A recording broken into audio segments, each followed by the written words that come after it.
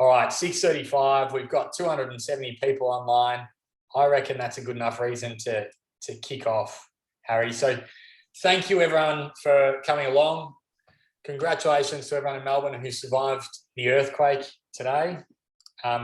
Hopefully that's the last of the big stresses that you guys have for this year, because it's been an amazing 18 months for you.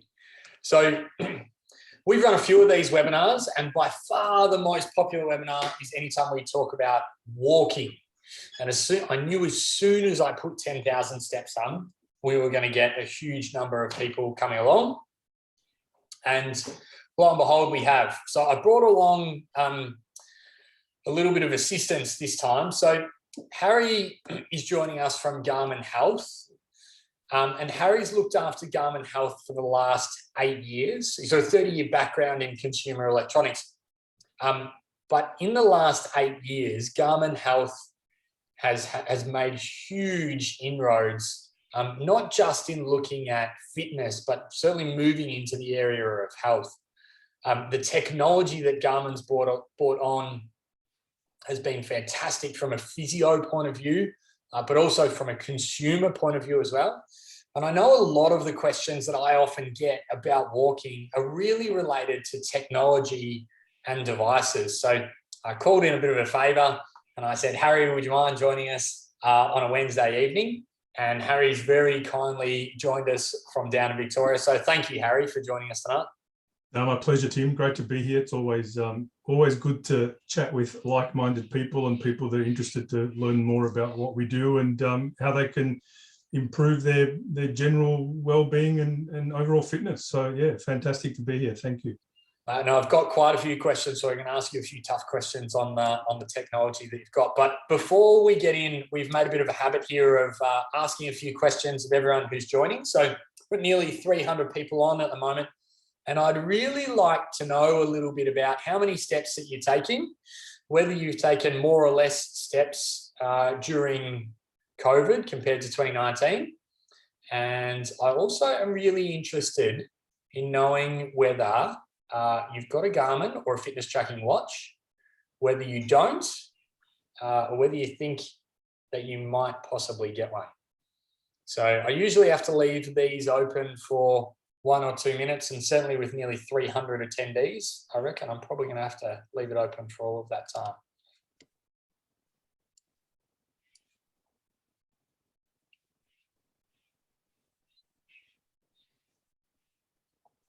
I've got questions firing through already. If you want to ask, thank you for all the highs. I love that people are joining from Heidelberg and Bundall and Croydon and Ocean Grove and Ringwood and Moonee Ponds. G'day, Maris. It's been a long time since we caught up, Maris. From Chapel Street, South Yarra. Love your highs. If you have a question, there's a Q&A function as well as a chat function. So try and type your question into the Q&A and either Harry or I will certainly get around to answering it. I'll give everyone another 10, 15 seconds to answer questions, the 3 questions that we put up. And then I'll just quickly end the poll. Geelong, we've got people from Geelong, Mount Martha. Oh, Andrew Mitchell. I haven't caught up with Andrew Mitchell for a while. Hope you're training hard, Andrew. Wyndham Vale, later Geelong. All right. So I've just ended the poll and I'm going to share results with everyone. So how many steps do you walk every day? We've got about a third of people who are doing more than 10,000, which is fantastic. Faye Dettmann, you would have ticked that one, I'm sure. Mum, well over 10,000. Most people between 5 and 10,000, which is fantastic, and less than 5, 14%. I've taken less steps during COVID than in 2019, and a third of people said, yep, lockdown got the better of me. But also there's a big portion of people who have also been walking their feet off. And I own a Garmin or another fitness tracking watch. So about half of people do, about 40% of people don't, and 10% of people are thinking about getting one. And I'll give you a little bit of a disclaimer later on about the fact that I'm not sponsored by Garmin. I don't work for Garmin. I don't get freebies from Garmin, and I don't get any money if you guys buy watches, but I am a really big advocate of them. So those 42% of people who don't own one and aren't thinking about getting one, possibly by the end of this, I might change your mind. I'll see what I can do. But let's kick off. I've got a presentation as always, and it's much prettier than normal because the lovely Katie Kinnar put it together for me. So thank you, Katie, who's not listening. She's up in the Northern Territory at the moment. It's a very pretty presentation. We're going to go through 10,000 steps tonight. Where does it come from? And is it enough? So let's kick off. Tonight's plan is, where does 10,000 steps come from? Are we walking more or less during COVID? What does it mean to use a watch to measure my running or my walking? And also, what does it mean to use a watch to measure my health? Some of you will have signed up to this webinar because you heard that we're going to give away a Garmin, and we will. Now, Harry, I promise we're not going to give away 6. I just needed to make it look pretty. Harry, what's the Garmin that we're going to give away? And we're going to give it away after the session. So we'll let everyone know through social media who the winner is. But Harry, just tell us a little bit about the Garmin that we're going to give away tonight. Yeah, so the giveaway is one of our more recent releases called the Venue Square. So the Venue Square is a GPS watch. So it's got a GPS sensor in it, which means that when you're using it for activities, it'll actually be able to record a high level of information on whatever activity you're doing, whether it's going for a run or going for a cycle or whatever. So it's got a whole heap of functions on it that allow you to pick different activities and record those activities, from going to the gym and doing some strength training to all sorts of different stuff. And as well as all the activity-based measurements, it also has our full sensor suite. So it allows you to measure all your health metrics. So steps, heart rate, stress, sleep, all the things that, you would expect out of a running watch. It is a smart watch. It has connectivity to your phone, so you can get, alerts coming up on the watch. You can see emails and all that sort of stuff. So it's a pretty comprehensive product. It does pretty much everything that our suite of products does. Thank you, Harry, and thank you very much for providing that. And I love that one of our attendees has already put the hard word on me and said, Tim, I hope we're going to get science rather than product placement. Absolutely, you will. We're very, very lucky to have Harry come along tonight and explain more about the product and give us detail. But like everything that you can expect at Kieser, tonight will be based on science. So 10,000 steps is the magical number, is the feeling of many, many Australians. I know myself growing up, the first thing that I knew about in terms of steps was 10,000 steps. I know Mum, who's going to get referred to quite a bit tonight. Sorry, Faye. Mum always talks about whether she's reached her 10,000 steps. And so it just becomes this huge magical number. And there's also this other magical phrase that I thought was a pretty good comparison, and that's that breakfast is the most important meal of the day. And for anyone who's heard that before, you probably know that the first time that ever appeared was in a marketing campaign in the 1940s. And it was really just a product of marketing. Breakfast is important, absolutely. If you don't break the fast, you'll never have enough energy to get through the day. But is it any more important than lunch or dinner? The science certainly suggests that they're probably all equally important. And unfortunately, sorry to break the bad news to everyone, 10,000 steps is also a marketing campaign that came out of Japan in one of the very first pedometers ever created. And that's where we got the 10,000 steps number. That doesn't mean, though, that it's wrong just because it came from marketing. So does 10,000 steps work? 10,000 steps is fantastic. It has huge health benefits. So after 10,000 steps gained a lot of popularity, scientists started studying it, and they showed that by taking 10,000 steps, people could lower their blood pressure, they could lose a little bit of weight, they were at less risk of dying, they improved their overall health. But one of the real challenges is, what do you compare 10,000 steps to? Do you compare 10,000 steps to 9,000 steps? Because if you do, there's not that much difference between them. Do you compare 10,000 steps to 1,000 steps? then there is a big difference, and there's huge health benefits of doing 10,000 steps. But in science, we always need to be able to compare it to something. So is 10,000 steps good? Yes, really good. Is it the silver bullets? No. It's not like if you do 9,999 steps, you're going to be unhealthy. And if you do 10,000 steps, you can give yourself a high five and you're going to be healthy. There is not a threshold point. It's not twice as good as 5,000 steps, and 20,000 steps isn't twice as good as 10,000. So we had quite a few questions before this webinar, and I want to try and answer a lot of them as we go through, and I'll certainly try and get to answering all of the Q&As that you guys put in tonight. But Laurie asked, is 7,000 steps enough? And Laurie was probably referencing some research that's been done looking at 5,000 compared to 7,000 compared to 10,000 steps. And how many do you actually need to do? So there was a recent study that showed 7,500 steps lowers the risk of death in women, and any more steps that you take beyond that doesn't give you a greater decrease in your risk.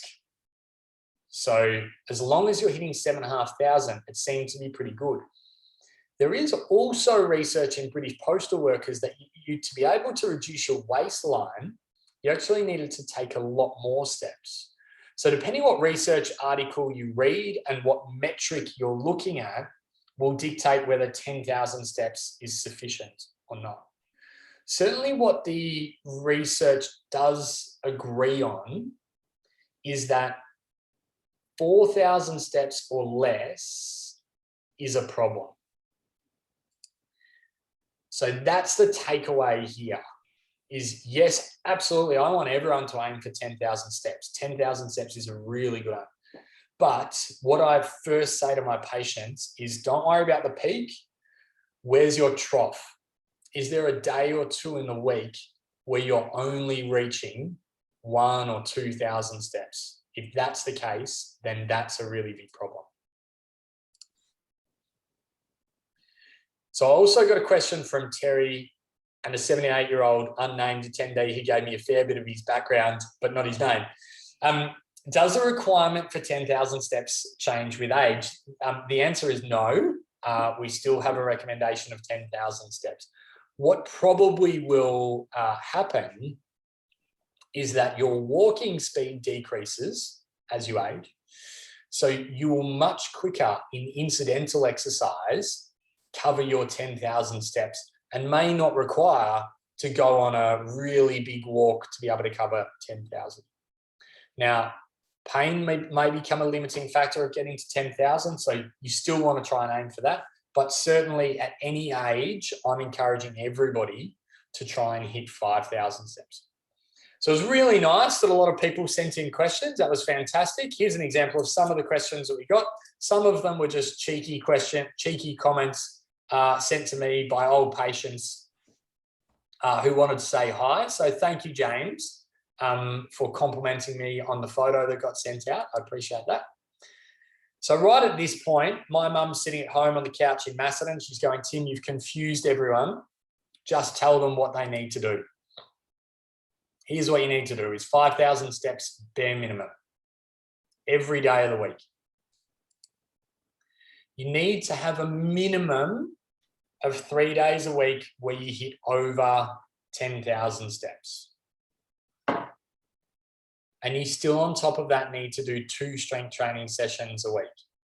They're the physical activity guidelines of the Australian government that have been pretty consistent for quite some time now.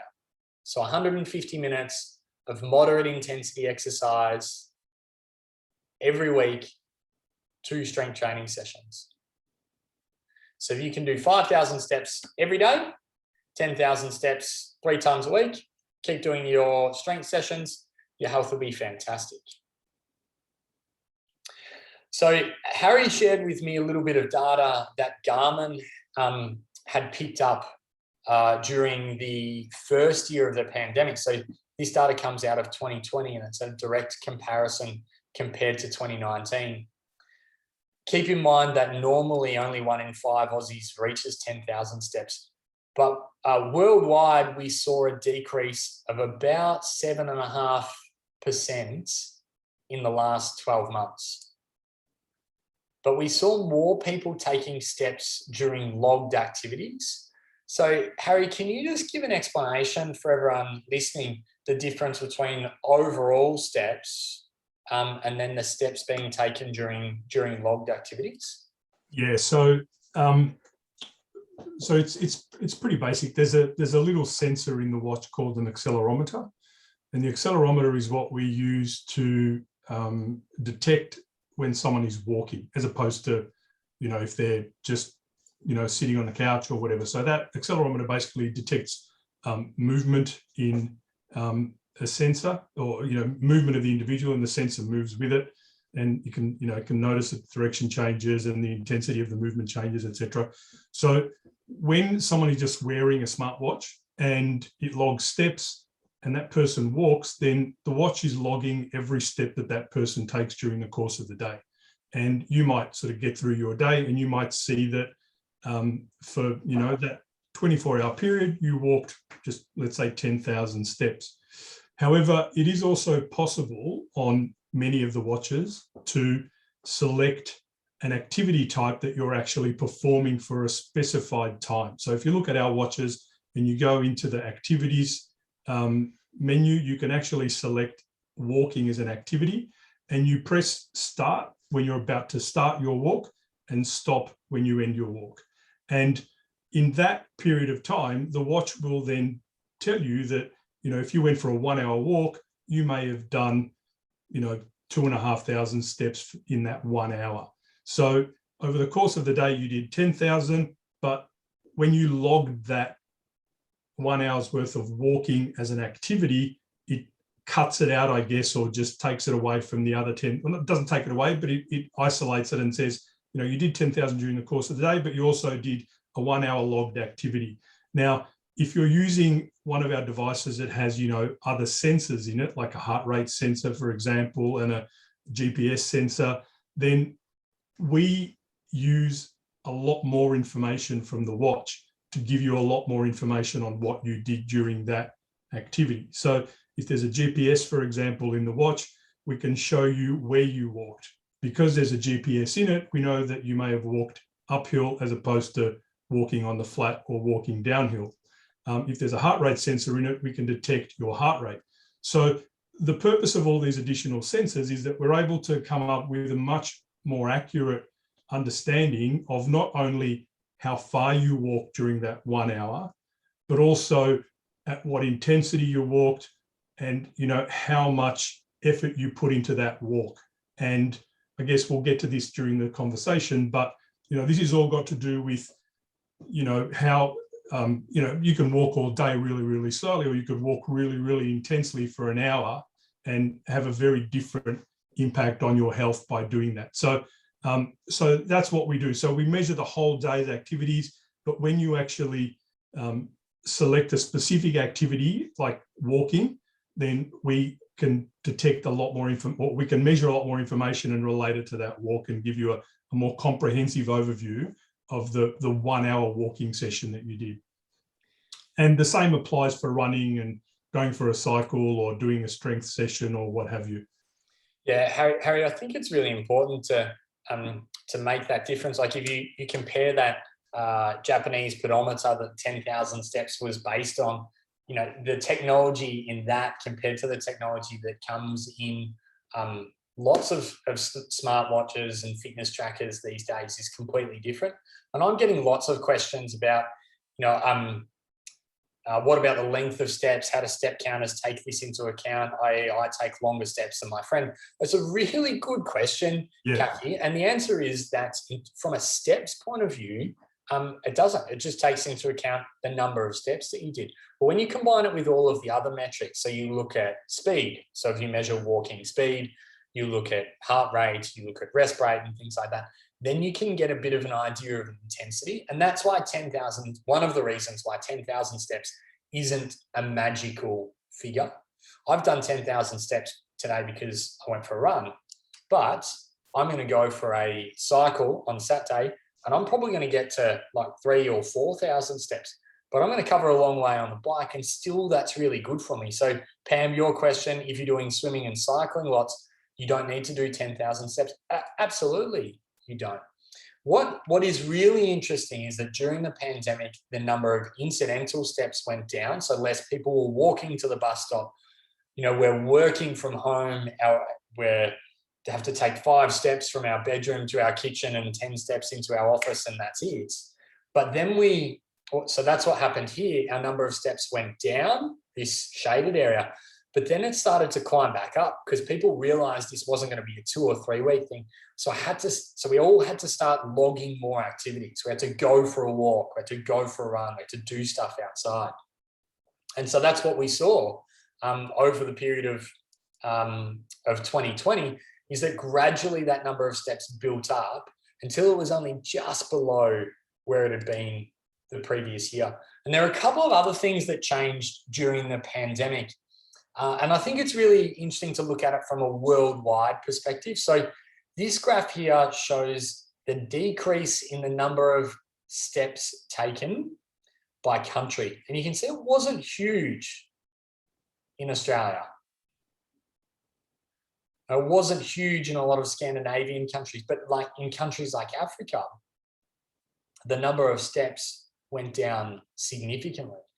And I think it's been a really good thing, certainly speaking on behalf of Kieser, that all Australians have prioritised their health during this time and controlled what you can control, because you can't control everybody else's vaccination, you can't control earthquakes, and you can't control the government, but you can control the number of steps that you're taking. So good on everyone for getting back to steps. So we logged more activities, probably to compensate for the fact that we weren't walking to the bus and stuff like that. We did more breath work. And I think that's really interesting. And I don't want to spend a lot of time on this, but I do want to touch on it, that a couple of years ago, Garmin did a really good thing, updated their software to include some breath work. Harry and I will touch on heart rate variability later on. And it was done in line with a lot of people learning more the importance of meditation and of being mindful. And so when things started to go a bit crazy in January 2019, people realized that they needed to do more breath work. And what it showed is that the more people did breath work, they were able to maintain or lower their stress levels, and people who didn't continue to do breath work, their stress levels went up. I've got 2 interesting pieces of information. One it kind of makes sense. So the activity that Australians did less of in 2020 was swimming. And I have to apologise for all the Victorian golfers before I put this graph up, because what this shows is the activity with the largest increase in 2020 in Australia was walking. But there's also a couple of countries in the world where the activity that had the largest increase was golf. So we look at a couple of these Scandinavian countries up here, and a couple of our very close Pacific neighbours over here, which would just be a dagger to the hearts of all of the golfers down in Victoria who haven't been able to do it. But this is a really big reason why you guys want to listen to Harry and I talk about walking. And it's also one of the reasons that we are talking about walking, is because it was the #1 activity that people did more of in Australia last year, which is really interesting. So got a couple more questions here. Ramona wanted to know, what's the best time of day for walking? And I've got that question also on the Q&A here. I can't quite find it at the moment, but someone has asked that as well. The answer is whatever time you like. Physiologically, there are a couple of little differences, but it's not big enough that I say to all of my patients, Ramona, you need to go for a walk in the morning, or you need to go for a walk at night. And if this is the Ramona who I think it is, I'm pretty sure you're covering enough steps right throughout the day, Ramona. There is a little bit of evidence that exercise in a fasted state first thing in the morning is beneficial and can help you with fat metabolism. I certainly think it's a good idea. You've got nothing to lose. So if you're willing to get up early and go for a walk, perhaps before the sun rises, I think that's fantastic. But everybody will be a little bit different on this. Some people will be really keen to go in the morning. Some people will be really keen to go into the evening, and it doesn't matter too much. So here's a big question that we got, and we got it from David. My mum wanted to know the answer to this question, Harry, and I reckon I got it from 12 to 15 other people in different forms. And it was, how intensely do I need to walk? And the follow-on, how do I measure it? So I'll answer the question of how intensely do I need to walk. If we move away from 10,000 steps and we go to Australia's physical activity guidelines, we say 150 minutes of moderate intensity exercise each week. So moderate intensity, by the boring scientific definition, is a MET of 3 to 6. So it's 3 to 6 times more energy than you use when you're at rest. So that's walking at about 6 Ks an hour as a ballpark. And one of the really simple tests for that is if you're walking and you can talk, that's probably low intensity. If you're walking and it's starting to affect your talking, so if you're walking and you can't sing and you're starting to perspire just a little bit and your respiratory rate has gone up just a little bit, then you've probably made the switch from low intensity to moderate intensity. Once you start jogging, that goes to high intensity, but moderate intensity is the spot that we want to hit. So there are a couple of different ways that we can measure that. One is we can try singing. I won't try that now. Harry, one of the other ways that we can measure it, and your watches measure it, is through heart rate. So in the past, for me to measure heart rate, I had to put a chest strap on. Yep. But how do we measure heart rate these days with your fitness trackers? Yeah, so the majority of people obviously have now migrated to using a wearable with wrist-based heart rate. So that technology is, continuing to improve, and we've been doing heart rate on the chest for almost probably 15, 16 years. It's been something we've been doing for a long time. We've got a long sort of background in the science behind analyzing the data that comes off those chest straps and off the wrist. And there's some quite complicated, I guess, algorithms that we use to understand that. So algorithms are just calculations that we use on the device to be able to work these numbers out. And I was going to add one thing that I wanted to mention before, but you talked about steps and how we understand, how far you walk, or, what the distance of the step is. Something that's really important, and it's determined, or it's used to determine all these sorts of metrics. But when someone sets up a watch and uses one of our watches, for example, sets up their account, we ask them to tell us what their gender is, what their weight, what their height is, and what their age is. And we obviously have data on millions and millions of people. So if someone tells us that they're 184 centimeters and that they're a male, we have a pretty good idea on how, what the average stride length of that individual is. So there's a little bit of science behind that as well. It's not just random. We don't give everyone the same sort of distance that they're walking if they do 1,000 steps. But getting back to your question, we measure heart rate on the wrist, and the thing that we do is we're able to use, again, more calculations and algorithms to understand how intensely someone is actually exercising or walking. So in the case of someone using one of our wearables, which is only really our entry level, that doesn't have a heart rate monitor in the wrist, we're actually taking the steps that individual does, and we're measuring to see if there is an increase in steps minute on minute. And if they are, and obviously we've done the maths, and we've determined that if they're increasing their step minute on minute by 50%, then we consider that person is exercising intensely. So if they do that for a sustained period of time, and we only measure intensity minutes if someone does 10 minutes of intense exercise.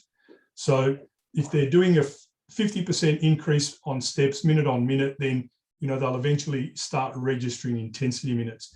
If someone's using a device that has a heart rate monitor in the wrist, then it's a very different calculation because we get a lot more data from that heart rate monitor. And what we then do is we, again, look at that 10-minute threshold still applies. So, you need to do 10 minutes of exercise before it kicks in. But we look at, in the heart rate devices, the sustained percentage heart rate increase versus resting. So there's a bunch of, again, numbers that we use to define that this person is working, with a greater intensity than just a moderate intensity. So once they hit that threshold of increased heart rate percentage versus their normal resting heart rate, then we register that as an intensity minute and use that to calculate the 150 minutes a week that has now sort of become the accepted standard as being, meaningful in terms of, improving health outcomes. Yeah, and Harry, I screenshotted a couple of screenshots from my Garmin Connect earlier today, so we'll be able to show people those intensity minutes. But I think from a consumer point of view, it's fantastic not having to put a chest strap on every time I want to go out and do activity. And so this is just to prove that I'm not making any of this up. This is the watch that I use. It's called a Phoenix. And on the back of it, hopefully you can see that, that's a little heart rate sensor just there. So as that sits on my wrist, it will give me a live heart rate. And so Sandy asked, how do we measure resting heart rate? Sandy, with a device like this, you can look at your heart rate at any point in the day, and on the watch, it'll give you the last 4 hours and show you the peak and the trough. And everyone keeps asking me for comparisons. Well, what about cycling versus walking? What about 10,000 steps versus 5,000 steps? Do I do this? Do I do short bursts or long bursts? And this is what I wanted to get across tonight, is that 10,000 steps is not some magical number, because there are too many other variables that go into that. The best comparison of cycling versus running is 60 minutes of walking, say walking and cycling.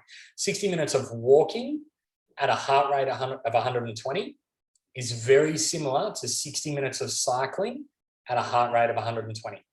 Not exactly the same, for reasons that will bore the socks off you, and I don't need to go into now, but pretty comparable.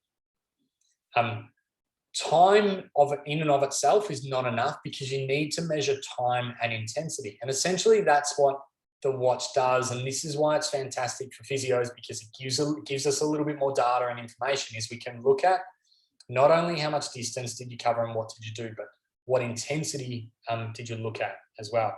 So Harry, the data that we get isn't just heart rate, and we can look at live heart rate that's polled all the time. But we also get information about speed from these GPSs. Yep. So do all your watches come with GPSs, and how does that work if someone's recording a walking session? Yeah, so they don't all come with a GPS. As I said, that Venue Square that we're giving away does, and that sells for $300, right? So from $300 upwards, you can get a watch that's got a GPS in it. The GPS is going to be useful for some people and not necessarily overly useful for others. So, obviously the more sensors that are in the watch, the more information we get. And when we make these calculations, the more data we input into that calculation, so we can get more accurate data. Okay. So for example, when, all the watches can give you an estimate of calories burned when you're walking, or just for the day.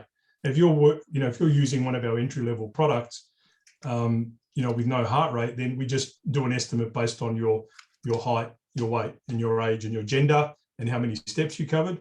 But then if you get a device that's got a heart rate monitor or sensor on it, then all of a sudden we get heart rate information that allows us to, improve the way we calculate the calories burned. So GPS is much the same. If there's a GPS in there, we start getting information on, when you're recording an activity. Now this is because the GPS isn't actually on all the time. It drains a lot of the battery. So it's only turned on when you actually start an activity, and then it turns off when you stop it. But when the GPS is on, we can start getting information on elevation. So you talked about going for a cycle or even going for a run or a walk, when you get that summary of that activity on your Garmin Connect account, you'll see, elevation gained and elevation lost, right? So we use that information to know that if this person went for a walk and they did 2,000 steps, but it was all uphill, then we can get that information because we can see that via the GPS information that we're getting. So it's a little bit more relevant. The data we get is more relevant. Some people like to see where they go and, where they exercise. And, we give you a map of where you did your run or your walk or your cycle, whatever you did. And if there's no GPS in there, there are other bits of information that we take and we try, I guess, and extrapolate a little bit more. So, when we don't have all the information, in a perfect world, you've got, your accelerometer data giving you information, you've got your heart rate sensor, you've got your GPS antenna in there giving you stuff. But if if any of those bits of information are missing, then we try and sort of fill in the gaps by using, proven, validated statistical calculations to try and, plug the holes and give you the best estimate that we can with the information that we're getting off the watch. Yeah, Harry, I think you talked about the price point of the venue before, and that's something that people need to consider. So if all you want to know is the number of steps, then there are really simple and really cheap technology out there to be able to measure your steps, and your iPhone will tell you the number of steps that you've taken. Yeah. But if you want to know the answer to the questions, a lot of the questions that we're asking tonight, then some combination of heart rate, speed through a GPS, respiratory rate through breathing, or another one that is that I know you've just added to your software is RPE. I'll talk about that in just a second. And just to be really clear, because someone asked this as well, does a Fitbit do all of these things? The answer is yes. Like, Garmin's not the only technology out there, and apologies, Harry, but I need to mention everyone else. Like, Garmin's not the only technology out there that measures these things. Apple has got a heart rate monitor, and they've got GPS as well. So does Fitbit. There's other watches out there that can measure this. None of those watch companies were so forthcoming to provide their head of health to be able to present at a webinar. And at a personal level, when I need to go out and buy my tech, the tech that I go to is Garmin, and part of that's because of its worldwide reputation and its reputation for accuracy in things like maritime navigation and sailing and things along those lines. But yes, absolutely, Garmin is not your only option. There are other options out there.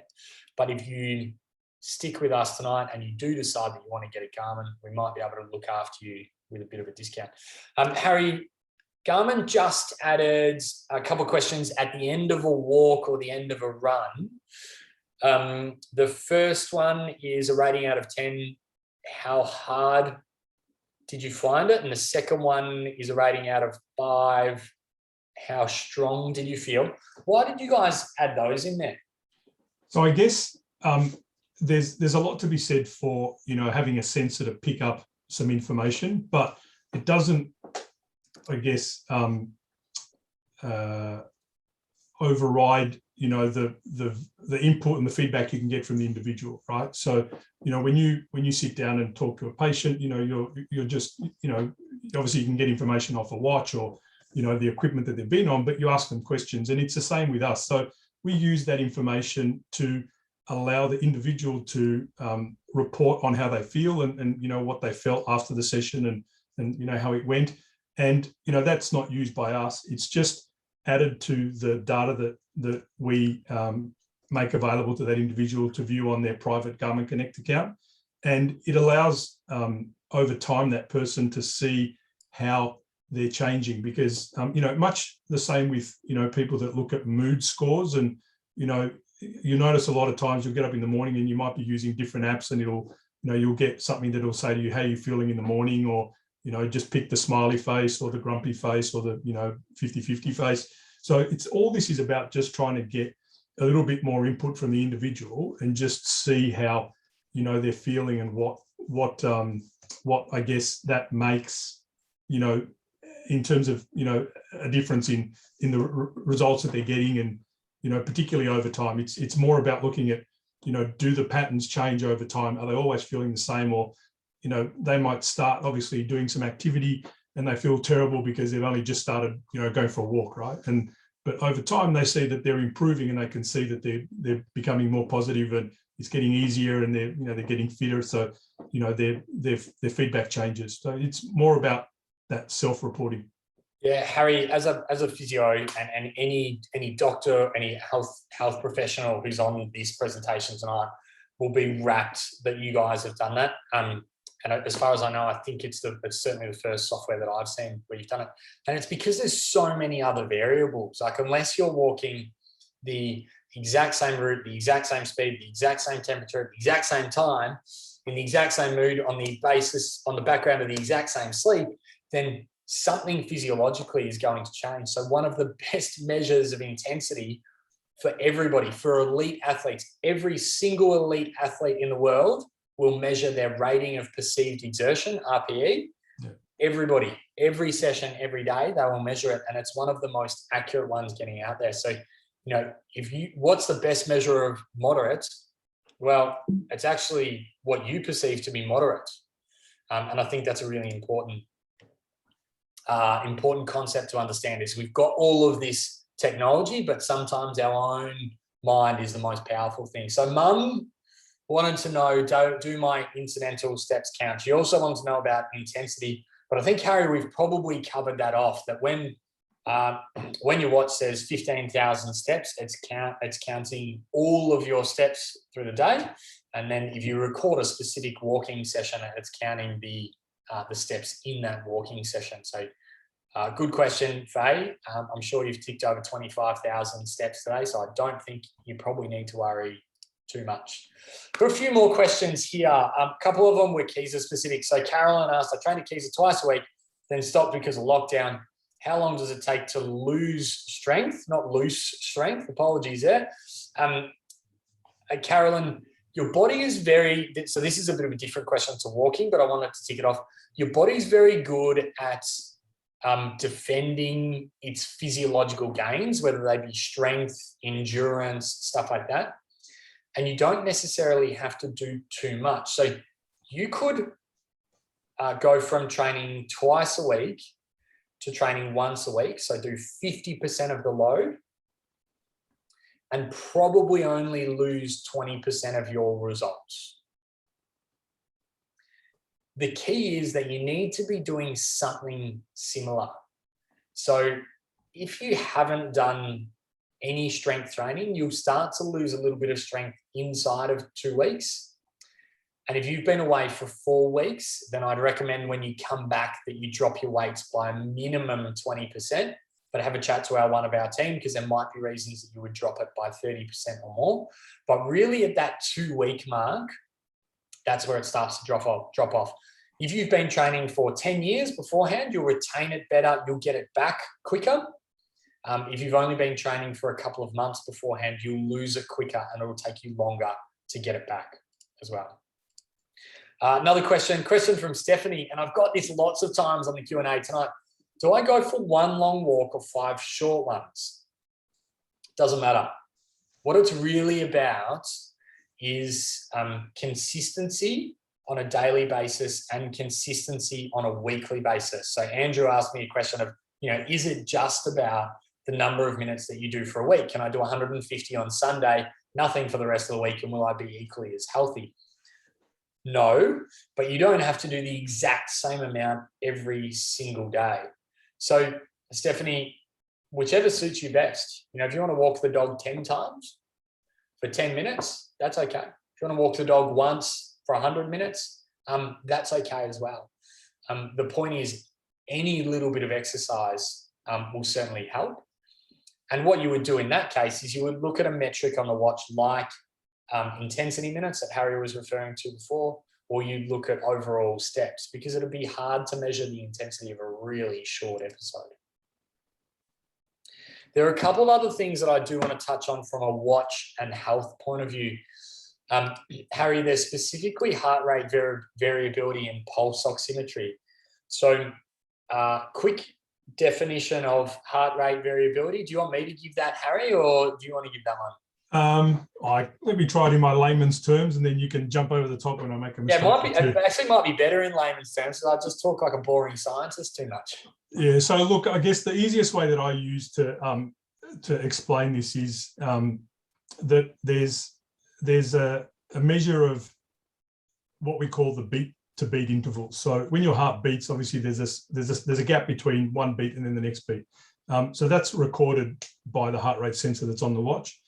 And I guess the easiest way that I sort of explain it is to give you the analogy of a car engine. You know, if your car is working at the same, at the same revs all the time, that's not good for the engine, right? The engine's going to blow up because it gears up and down depending on what you're doing. So it's not always revving at the same, at the same rate. And your heart's the same. It shouldn't be, those intervals between the beats shouldn't be identical, because it means that your heart's not actually, resting when it needs to rest, or, when it's not working as intently and so on. So the heart rate variability, we're actually looking for variability. The variability is a good thing. It's not about being not variable, if that makes sense. So how's that, Tim? Was that? Yeah, I reckon that's pretty good. Basically, when you're chilled out and you're relaxed, you've got high heart rate variability because your heart's just sitting back and it's cruising. And when you're really wound up, that can be through exercise or it can be through stress. Then your heart beats like a metronome, never misses a beat because you're really wound up. And that's the difference between your sympathetic nervous system, which drives low variability in like a metronome, and your parasympathetic system, which allows you to rest and recover. So from our perspective, heart rate variability, we do a lot of work in that space to be able to understand these numbers. And heart rate variability is actually related to a lot of different measures. So, the two most important ones that we use it for is, number one, to calculate stress. So there is, clinically validated algorithms, again, calculations that you can use to plug in heart rate variability values and a bunch of other things and come up with someone's stress. And again, the stress is not always bad. Stress is good. I'm probably stressed a little bit now because I'm, talking in front of 260 odd people, and, but that's good stress, right? Because, you need that to be able to perform and to pick yourself up and do what you need to do, whether it's going for a run or talking in front of people or, giving a report to the boss or whatever it might be. So having the ability to measure stress is really important. We're able to then, represent that to the individuals and say, look, you had lots of stress during the day, but not a lot of low stress periods, right? So we give them an ability to understand, how they're going from a stress perspective. And if there's not a lot of low stress periods, maybe they can do something to, to calm down a little bit, go for a walk, do a little bit of yoga, the breath work that we talked about earlier, the exercises. There's a lot of things that you can do to try and calm down a little bit. And it's surprising how many people don't realize that they're just, so highly strung all day. And, when they see the numbers, it really, makes an impact in what they're trying to do and, how they behave. So stress is one. The other thing that we use HRV for is to calculate your sleep quality. So there's a lot of maths and a lot of science that goes into the sleep score calculation, but in a nutshell, we're able to calculate whether someone is sleeping in a deep sleep, light sleep, if they're in REM sleep, which is the restorative sleep that everyone, should have and needs to have to be able to recharge the batteries overnight. And, HRV plays a major part in that calculation, as well as, again, that accelerometer data. So we're able to detect movement.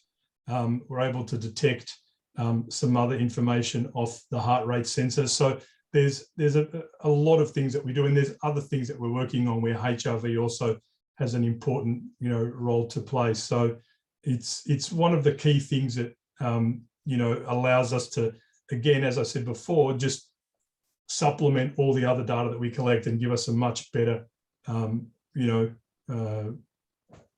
analysis of what's happening with an individual. Yeah, and it's fair to say from a health point of view, HRV or heart rate variability is something that we're looking at closer and closer.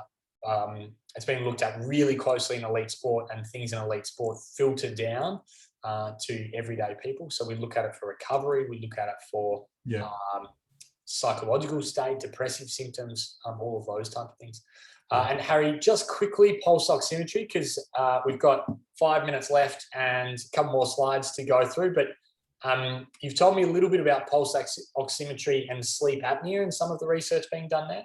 Yeah, so we have, again, so those sensors that you showed before underneath, they actually flash different colors. So sometimes they flash red, sometimes they flash green. So the green flashes are actually recording, they're using a process called PPG, which, I'll call it's photoplethysmography.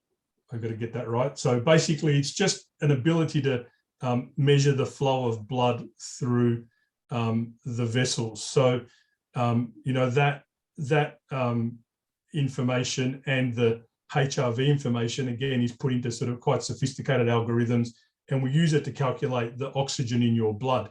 So anyone who's, had the misfortune of maybe going into hospital or watches, medical shows, when they put that little clip on the finger with the string attached, that's the same technology that goes on the wrist. So the advantage there is that it's sitting on the wrist all the time. You don't have to be connected to a hospital bed to do it, but it gives you some really good information on the oxygen in your blood. And for some people, it can be an indicator for things like sleep apnea, which obviously is a really big, it's a big consideration in a lot of Western countries, and, in Australia is no exception there. So, I've got to stress, we're not saying that we're a medical device here, but plenty of people will look at the data that comes off their oxygen sensors. And we actually have, I've got a couple of respiratory clinicians who use the pulse ox measurement on our watches as a bit of a triaging system, I guess. They look at that data, and that can give them an idea of whether they want to, investigate that patient further, and then put them through an extensive, array of, medical tests to try and understand if that's going on. So, so the technology is there, it's improving. It's pretty, it's pretty solid as it is. And just out of interest, we're working on medically approved devices at the moment. I noticed in one of the questions someone asked, whether we do ECG. So we don't do ECG yet, but it's coming. And in amongst that sort of release of medically approved devices that are approved by regulators, we're looking at a solution for sleep apnea. So you can actually detect, whether you've got a tendency to suffer from sleep apnea. So this is developing technology, really useful information to have. You definitely should be consulting your doctor and making your decisions in conjunction with your doctor, rather than talking to your watch. Your watch can't tell you exactly how to look after your health.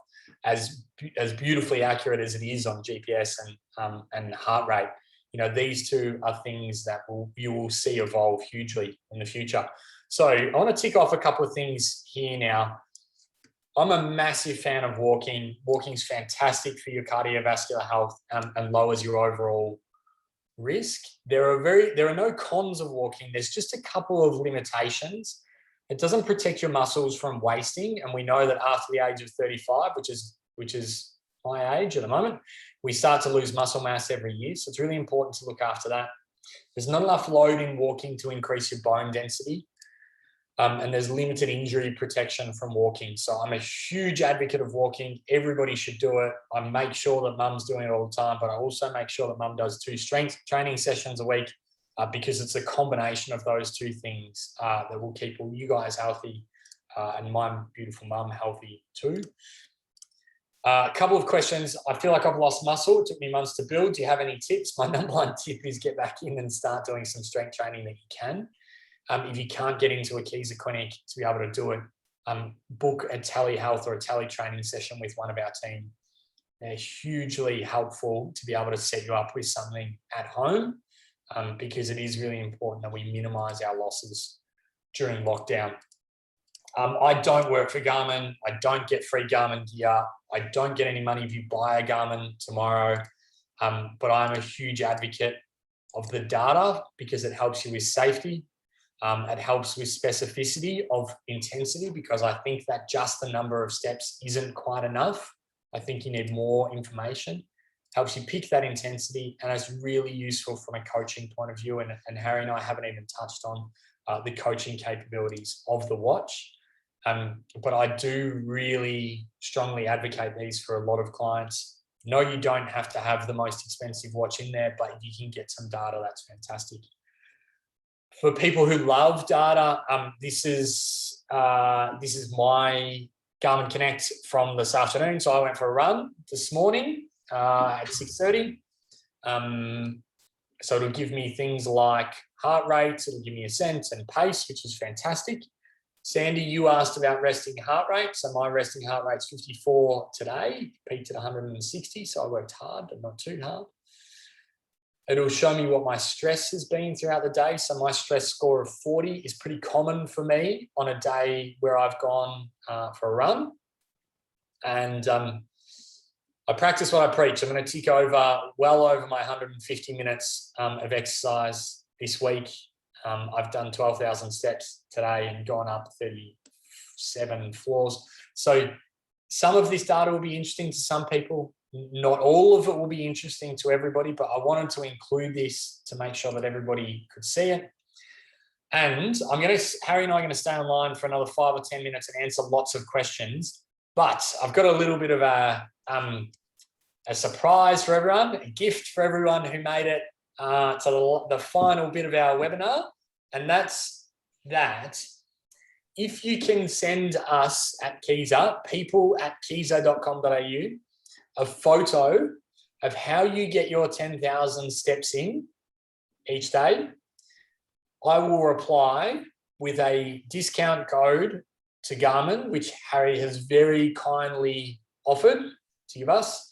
It's a one-time discount code, so you can't farm it off to all of your family and friends.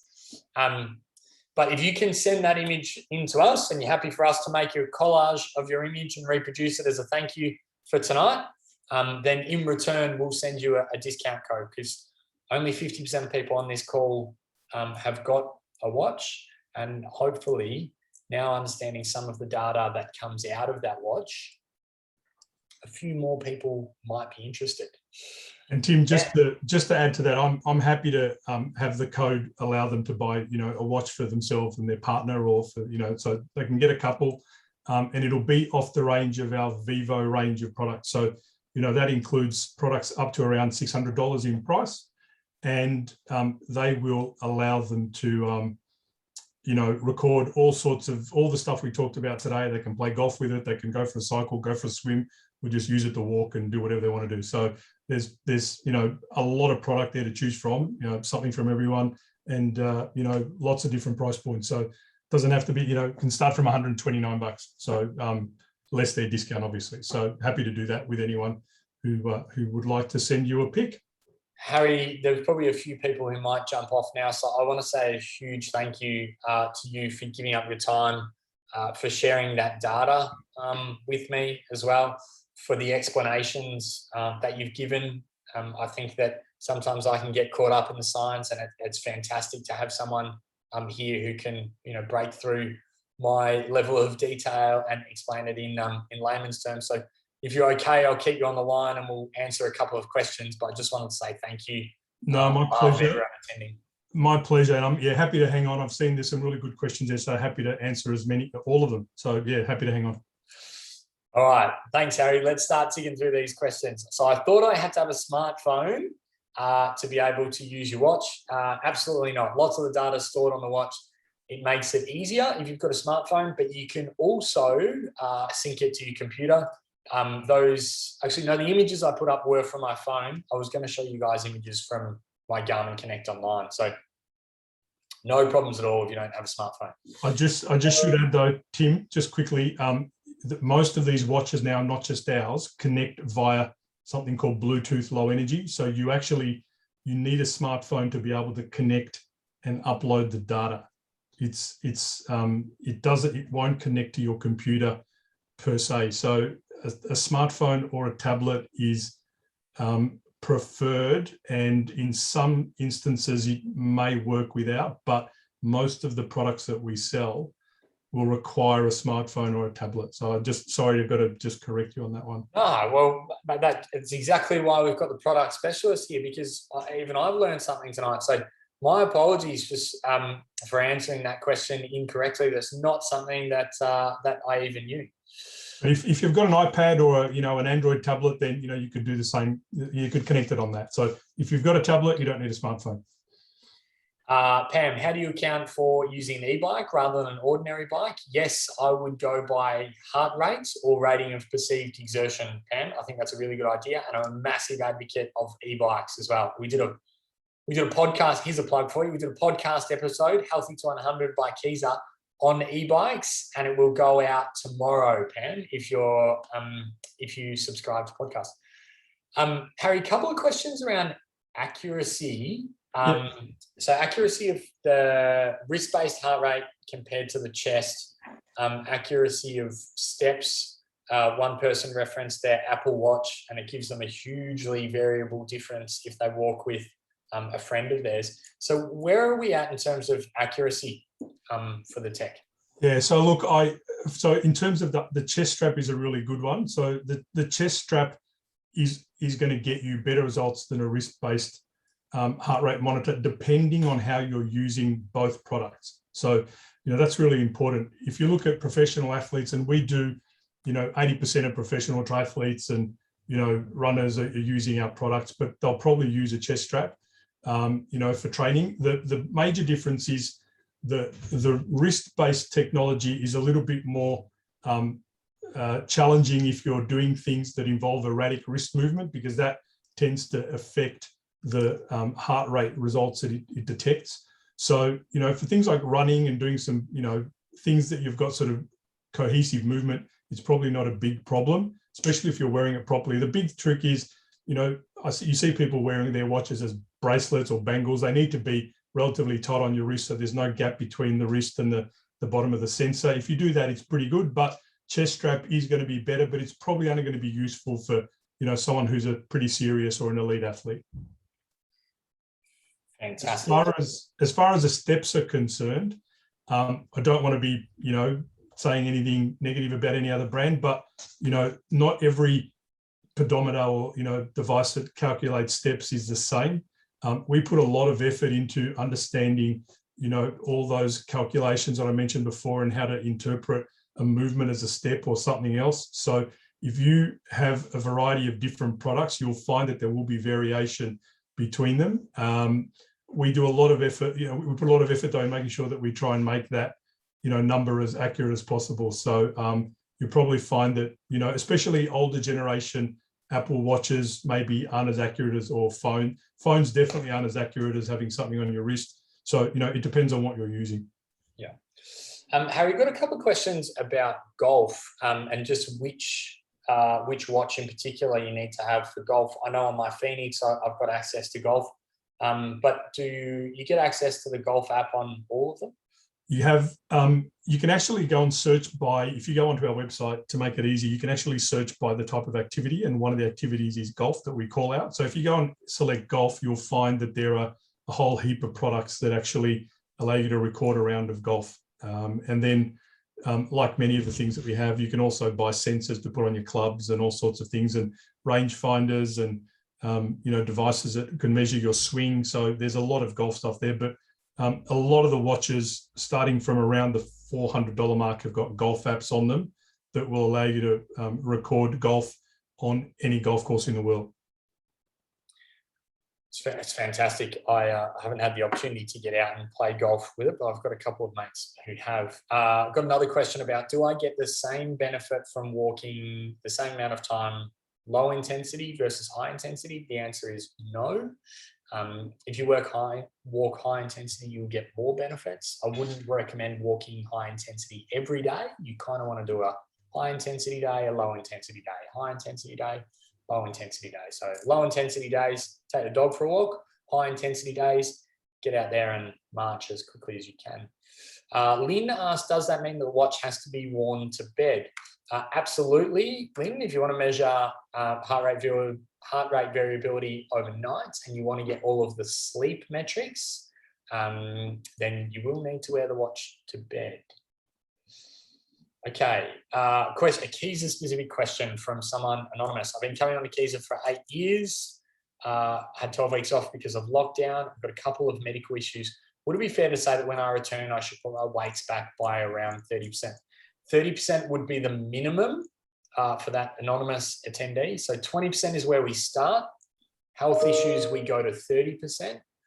In the presence of pain or something else, or as this lockdown lengthens, then yeah, absolutely, we do start to look at, in the order of 30% or more. Harry, where are we at with heart rate monitors and being able to measure arrhythmias? Yeah, so I've seen those questions. So we don't have a device that is medically approved to detect arrhythmias. If you use a lot of our products, however, there are instances where during the course of an activity or if something irregular is measured, we will give you an irregular heart rate alert, right? It doesn't say anything other than we've detected an irregular pattern in your heart rate, and that's it. And, if that pops up every second day, then you should obviously go and see someone about it. If it happens once and you never hear from it again, then it's probably just something odd that was going on. But we don't have anything technically that is medically, medically approved. But the irregular heart rate sort of detection that we do is mainly related to people that are actually going for a run or in the middle of an exercise, because obviously we want to be able to advise if someone's heart rate goes really, skyrockets because something's going on or they're working way too hard, to be able to get them to obviously, take a breather and see what happens. Hopefully things are okay. But so that's the explanation. There's no medically approved product, but there are irregular heart rate alerts that are, reported. Fair to say, though, Harry, that's probably a path that the device companies, including yours, are looking to go down to improve the accuracy of that, to be able to measure and give flags to clients and doctors of the presence of an arrhythmia? Yeah, it isn't. So from our perspective, it's not about the accuracy. It's more about, to be able to say that this product is medically approved, and you'll understand this, Tim, and anyone else on who's involved in any of the science stuff. But, you need to go and conduct a significant study with, a patient group that has, a history of arrhythmias versus a control group. You need to be able to then present those studies you publish those studies in a paper, present them to, a peer-reviewed organization to, validate the study, and then present that to, the governing medical bodies in each country where you want to sell that product to approve it. So, in Australia, we would have to present that information to the TGA and get the TGA to sign it off basically and say, yep, this all makes sense and the science is sound, and, we're happy for you to do that. So these are things that we're working on. They just take a little bit of time. And to be honest, in my opinion, I think there's a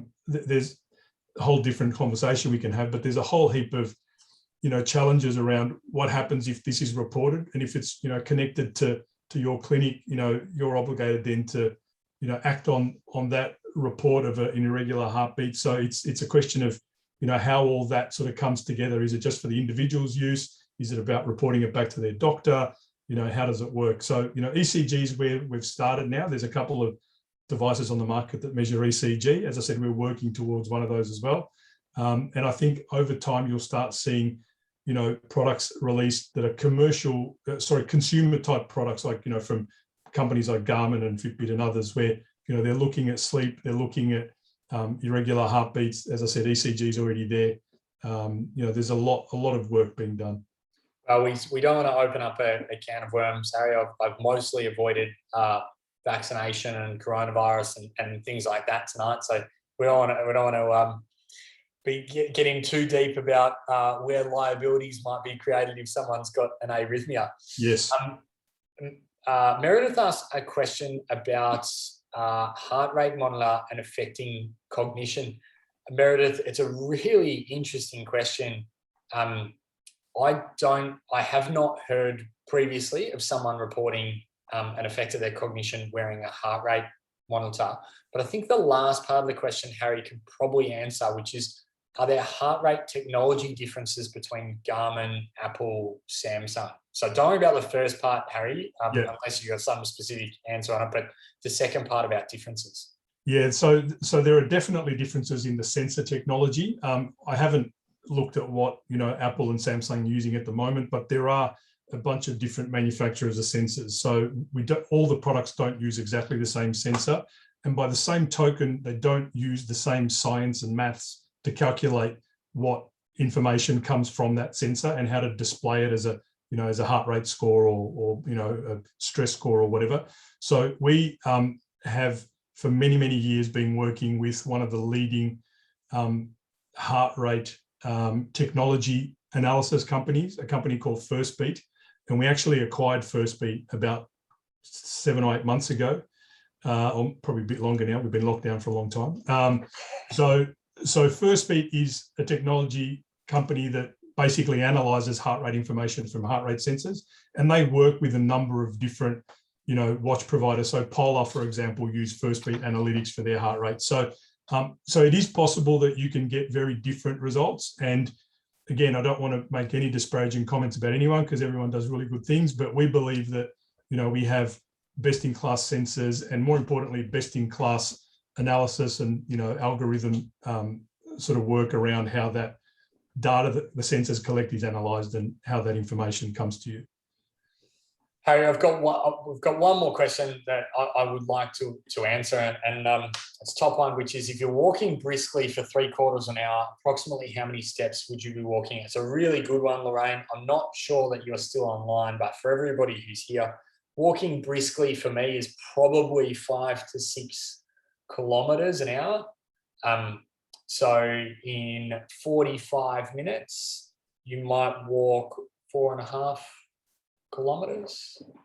And if you walk 4.5 kilometers, you're probably doing 5 to 5,500 steps as a ballpark, depending on the size of your legs, and how quickly briskly is for you compared to someone else. But that gives you a bit of an idea. So you go for an hour-long walk, you're probably going to tick over 6,000 steps in that hour-long walk. I have got one more from Tasmania, Harry, and I don't know that I've answered any other questions from Tasmania tonight. So Josh Miller, who's just about to open Kieser down in Hobart. G'day to you, Josh. Josh wants to know, is Garmin thinking about linking with companies to support continuous blood glucose monitoring? You and I have spoken a lot about some of the things that Garmin are doing, Harry, and I've never asked you about blood glucose monitoring. So, glucose is the holy grail. At the moment, it's a little bit of a challenge because it needs to be invasive. There isn't technology out there good enough that can give you a non-invasive glucose reading. So you can actually get devices that you can embed under the skin that are continually taking readings, and they send that to smartphones. And we actually have a relationship in the US with a company that actually does that and can send our data from the watch as well as the data from the subcutaneous glucose sensor to a portal and give that person a good sort of indication of what's going on. But we don't have that in our technology. But having said that, quite often we talk to companies who have got, different nanotechnology going on where they're looking at glucose monitoring. I think it'll come. It's probably going to be a while away, but at some point, I think we'll get there. And that's, as technology improves and advances are made, then, anything's possible. But at the moment, blood glucose and blood pressure are the two sort of, holy grails. If we can get reliable blood pressure readings off a watch that doesn't need to be calibrated every, 1 hour, then that'll be amazing.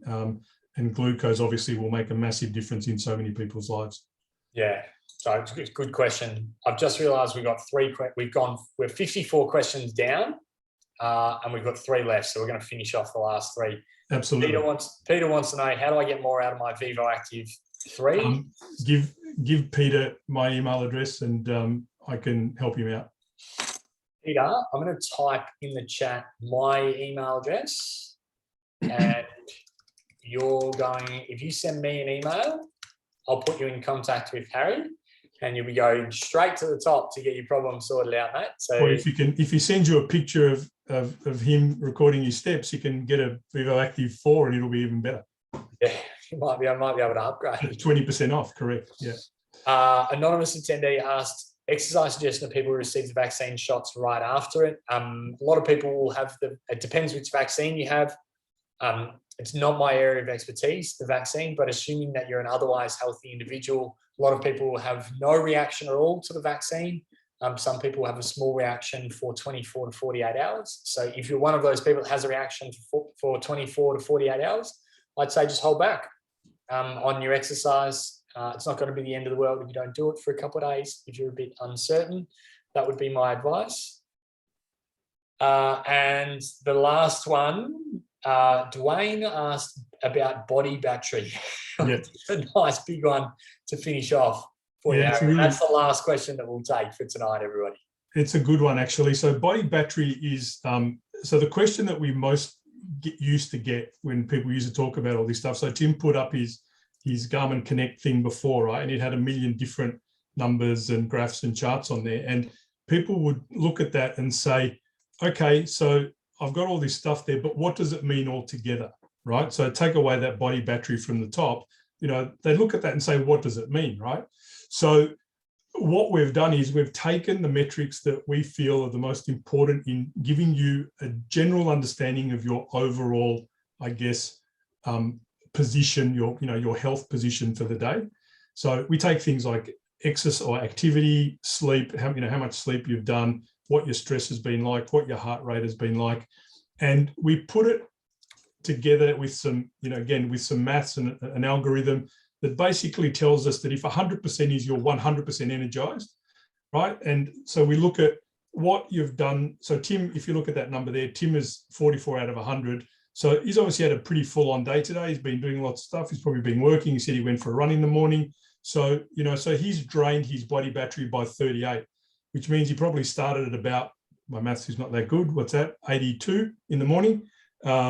So started at 82, he's drained by 38, and he's probably going to go home tonight, have some dinner and maybe relax for a little bit, and he'll recharge with a good night's sleep.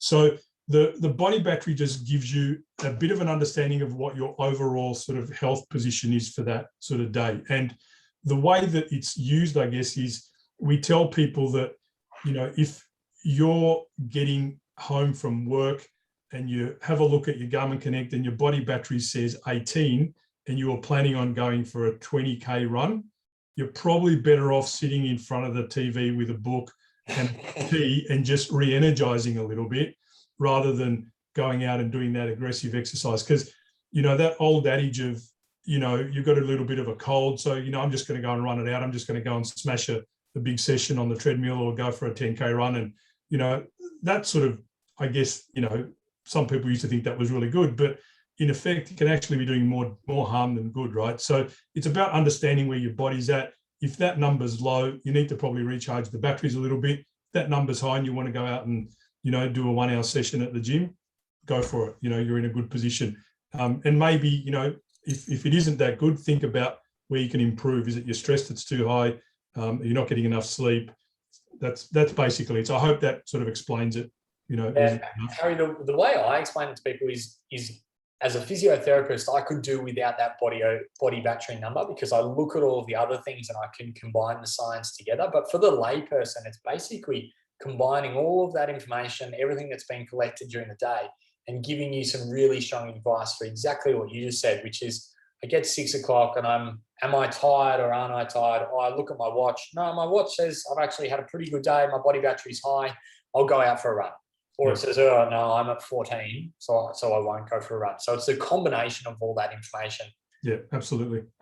Harry, we've got through a power of questions tonight. Thank you so much for your time. We've still got the attention of nearly 150 people, which is great. I hope that I'm going to get 150 photos of people reaching their 10,000 steps.